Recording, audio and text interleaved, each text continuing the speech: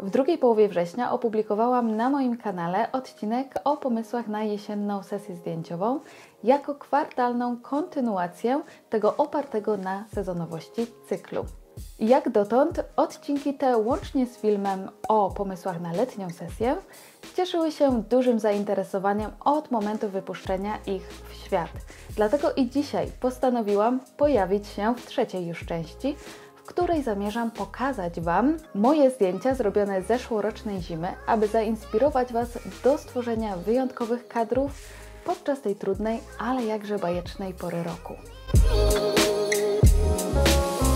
Cześć, tu Marcelina, witajcie na kanale Alternative, gdzie uczymy się tworzyć znakomity content i ogarniać media społecznościowe w konkretny, zaplanowany i kreatywny sposób.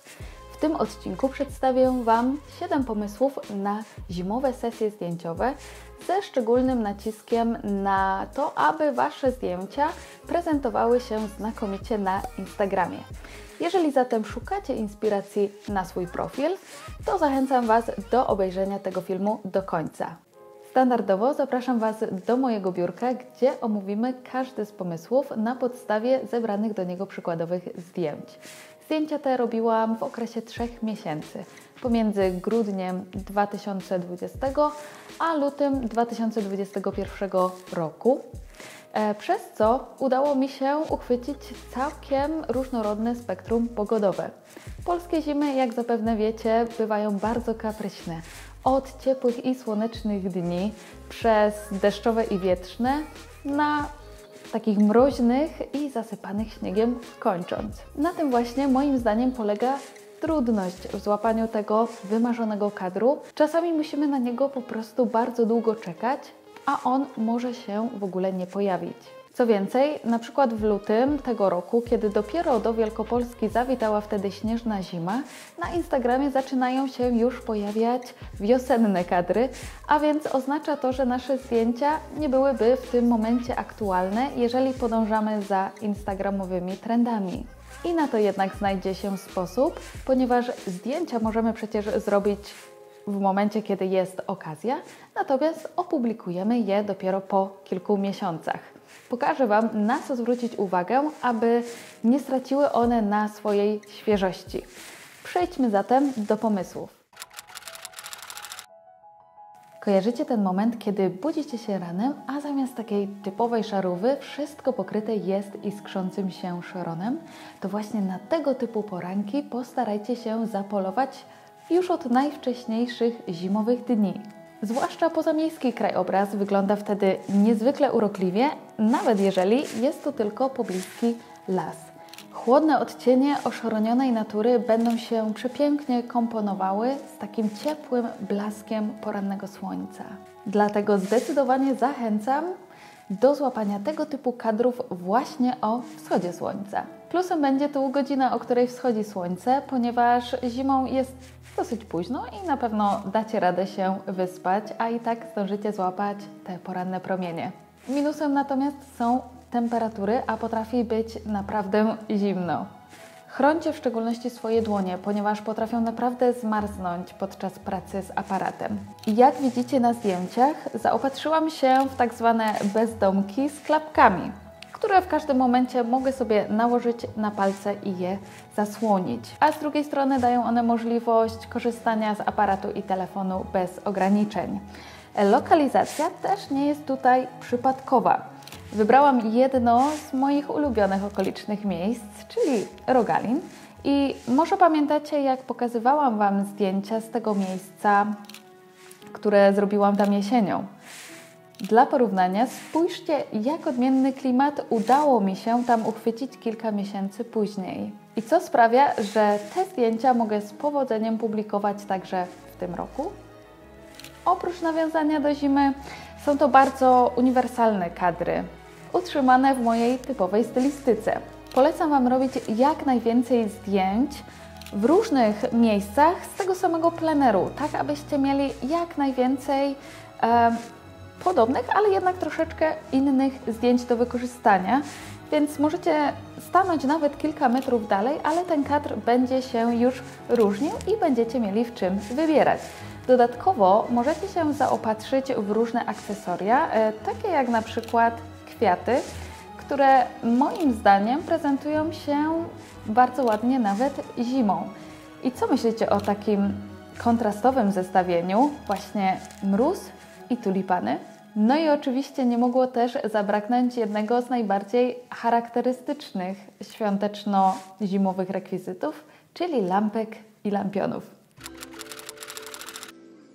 Lampki i lampiony to świetny sposób na ocieplenie zimowych kadrów. Te akcesoria są tanie, a w okresie przedświątecznym znajdziecie je praktycznie w każdym sklepie. Pamiętajcie tylko, aby zaopatrzyć się w te o ciepłej, a nie chłodnej barwie. W zeszłym roku postanowiłam zaopatrzyć się w lampki choinkowe na baterie, ponieważ mogę je ze sobą wszędzie zabrać, a także w nieco droższy, ale za to bardzo estetyczny lampion. W domu używam go jako świecznika, natomiast w plenerze wkładam do niego lampki. Jeżeli chcecie stworzyć tak zwany efekt bokeh, który widzicie właśnie na zdjęciu, to wybierzcie dłuższe lampki. Następnie przymocujcie jeden koniec do statywu, a drugi trzymajcie tak, aby te światełka znalazły się w kadrze. Możecie również opleść aparat, odpowiednio zaginając druciki, tak aby światełka ładnie się rozproszyły. Pokazuję Wam to na jesiennym zdjęciu zrobionym niedawno, ponieważ w zeszłym roku nie udało mi się tych lampek w ten sposób uchwycić. Albo też możecie poprosić kogoś, kto pojechał z Wami na sesję, aby przytrzymał lampki przed obiektywem. Po kolejne inspiracje zabieram Was do lasu. Niby nic takiego, a jednak leśne wędrówki to wspaniała zabawa i okazja do złapania ciekawych kadrów również zimą. Poszukajcie w swojej okolicy mieszanych lasów, ponieważ może akurat uda Wam się i traficie na zbiorowisko drzew iglastych, które niewątpliwie kojarzą się ze świętami. Albo tak jak w moim przypadku, jak widzicie tutaj na zdjęciu, na ścięte drzewa. Drewno jako naturalny surowiec wprowadzi ciepło i będzie stanowiło ciekawy element w kadrze. Jeśli macie taką możliwość, wybierzcie się do lasu na około 2 godziny przed zachodem słońca. Kiedy bowiem liście już opadną, promieniom słońca łatwiej będzie się przebić i stworzyć magiczny klimat. Spójrzcie tylko, jak to wygląda u mnie. Słońce było wtedy na tyle nisko, że bez problemu sięgało pomiędzy pniami drzew. Dzięki uchwyceniu takiego światła, nawet niczym nie wyróżniający się las potrafi przyciągnąć uwagę widza. A tego typu zdjęcia możecie zrobić nawet, gdy nie ma śniegu. Wasza stylizacja bowiem może świadczyć o panującej porze roku. Dlatego zwróćcie uwagę, czy jesteście odpowiednio ubrani. Gruba czapka, szal, wysokie buty. To wszystko sprawi, że na fotografii zapanuje bardziej zimowa atmosfera. Kiedy w końcu śnieg zawita Wasze rejony, koniecznie wykorzystajcie ten czas do robienia zimowych zdjęć, nawet jeżeli będzie to luty czy marzec. Jak sprawić, aby nie straciły one na aktualności i można było je wykorzystać nawet kilka miesięcy później? Kluczem do sukcesu jest tutaj ilość. Jeżeli bowiem uda Wam się zrobić sporo fajnych zdjęć z kilku różnych sesji, to i tak nie zdążycie wszystkiego opublikować przed nadejściem wiosny. Oczywiście nic nie stoi na przeszkodzie, abyście publikowali zimowe zdjęcia na Instagramie jeszcze w kwietniu, ale myślę, że w tym okresie możecie już nawet sami poczuć pewnego rodzaju przesyt takimi zimowymi kadrami i zamiast śniegu będziecie wypatrywać wiosennych pąków. Pokażę Wam teraz zdjęcia, które zrobiłam zeszłej zimy podczas 6 różnych sesji. Część z nich udało mi się już opublikować, jednak większość nie ujrzała światła dziennego i leży nienaruszona w folderze. Nadchodzące tygodnie to zatem idealny czas, aby zajrzeć do starych katalogów. Co możecie wprowadzić do swojej fotografii, aby Wasze zimowe zdjęcia były ciekawsze? Kolor. Tak jak widzicie na zdjęciu, zielony płaszcz pięknie wyróżnia się na tle bieli, szarości i czerni. Nietypową perspektywę. Spójrzcie, jak oryginalnie prezentuje się to zdjęcie. Poszukajcie gdzieś i spróbujcie dodać element wody, ponieważ ona o każdej porze roku wygląda niesamowicie. Na zdjęciach obok udało mi się uchwycić na przykład kry na rzece, a na kolejnych zamarznięte, zalane łąki. Efekt świetny, prawda? Jak widzicie dalej, czasami wystarczy przejść się do pobliskiego parku albo znaleźć ciekawą alejkę czy dużą przestrzeń. W takich miejscach możemy przykuć uwagę widza albo strojem, albo pozowaniem. Postarajcie się też pomyśleć o emocjach, które chcecie w Waszych zdjęciach przekazać oraz o historii, które te zdjęcia mają opowiadać. Przeprowadźcie zatem burzę mózgów jeszcze zanim wyruszycie na sesję zdjęciową, ale też zostawcie sobie miejsce na improwizację. I właśnie z takim przygotowaniem, ale też otwartym umysłem najbardziej lubię wyruszać na zimowe sesje. Właściwie to nie tylko na zimowe, na wszystkie sesje. Jeżeli mieszkacie w mieście albo akurat jakieś odwiedzacie, wykorzystajcie to do robienia zdjęć również zimą. Architektura praktycznie zawsze tworzy jakieś ciekawe tło albo może stać się interesującym elementem na zdjęciu. W styczniu zeszłego roku udało mi się spędzić weekend w Warszawie, gdzie postanowiłam przeprowadzić sesję zdjęciową w Łazienkach Królewskich. Robienie zdjęć w takich flagowych, popularnych miejscach o nietypowych porach to również dobry sposób na przyciągnięcie uwagi widza. Kiedy zatem odwiedzacie tego typu miejscówki, starajcie się myśleć nieszablonowo. I właśnie to, że na tych zdjęciach nie ma takiego typowo słonecznego, radosnego dnia, tylko jest bardziej ponuro, sprawia, że te kadry są dosyć intrygujące. Kolejne zdjęcia prezentują pałac w Nieborowie i to miejsce najczęściej jest odwiedzane wiosną i latem, a zimą praktycznie puste, a co najlepsze, również wstęp był wtedy bezpłatny.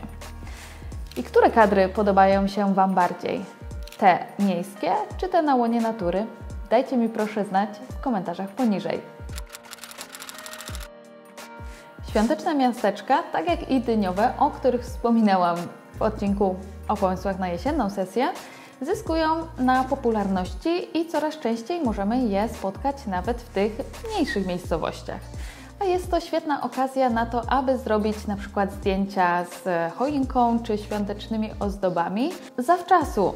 Jeśli tak na przykład jak ja, dekorujecie swoje domy dopiero w Wigilię. A warto przygotować sobie tego typu zdjęcia wcześniej, po to, żeby później nie tracić cennego czasu w trakcie tej świątecznej gorączki. Jak uniknąć tłumów w takich miejscach? Jeżeli macie taką możliwość, najlepiej odwiedzajcie tego typu miejscówki ranem, kiedy nie ma tam aż tylu ludzi. Najgęściej jest bowiem około godziny 17 i chociaż światełka i ozdoby wyglądają wtedy niezwykle urokliwie, kiedy już się ściemni, no to musimy się jednak wtedy liczyć z ewentualnym tłokiem. W zeszłym roku zrobiłam tylko kilka zdjęć w świątecznym miasteczku i to telefonem, dlatego nie są one takiej jakości, jaką zwykle prezentuję. Nie przeszkadza to jednak w ich czytelnym przekazie i stworzeniu świątecznej atmosfery. A jeśli chodzi o to, jak robić lepsze zdjęcia telefonem, to mówiłam na ten temat już w jednym z moich poprzednich odcinków, do którego link wstawiam u góry oraz w opisie poniżej. Rzadko robię zdjęcia w domu, jednak święta Bożego Narodzenia to dość wyjątkowy okres, dlatego zmieniłam nieco swoją formułę i postanowiłam wyjść poza utarte schematy. Te kadry w domu to już taki typowy klasyk, można powiedzieć. Siedzę pod choinką, rozpakowuję prezenty. Fajnym rekwizytem jest tutaj ta welurowa czerwona kokarda, która dodaje takiego świątecznego klimatu. I to też jest naprawdę niedrogi rekwizyt, a jednak może zmienić odbiór całego zdjęcia. Przyznam szczerze, że z tymi zdjęciami miałam trochę problem, ponieważ pamiętam, że robiłam je właśnie w Wigilię, w dzień Wigilii, chyba godzinę przed wyjazdem do rodziny. No byłam już uszykowana i stwierdziłam, że to może szybko porobię jeszcze jakieś zdjęcia i to nie był dobry pomysł, dlatego zawsze polecam Wam przygotować sobie tego typu zdjęcia wcześniej. Wszystkie te zdjęcia, jak i większość, które możecie zobaczyć na moim Instagramie, zrobiłam sobie sama. Umiejętność tworzenia autoportretów znacznie ułatwia i usprawnia robienie zdjęć, w szczególności na Instagrama, albo kiedy budujemy markę osobistą i potrzebujemy swoich zdjęć. Koniecznie poświęćcie zatem trochę czasu na naukę tych umiejętności, korzystając na przykład ze wskazówek, którymi dzielę się w jednym z moich poprzednich odcinków. Mam nadzieję, że spodobały Wam się moje pomysły na zimowe sesje zdjęciowe i zainspirowały Was do wyjścia z domu, nawet kiedy pogoda nas za bardzo nie rozpieszcza. Koniecznie dajcie mi znać w komentarzach poniżej, który z pomysłów rezonuje z Wami najbardziej. A jeżeli spodobał się Wam ten film, zostawcie proszę łapkę w górze. Ten mały gest nic Was nie kosztuje, a mi pomaga rozpowszechniać moje treści. Także z góry dziękuję Wam. Dziękuję Wam również za uwagę i do zobaczenia w kolejnym odcinku.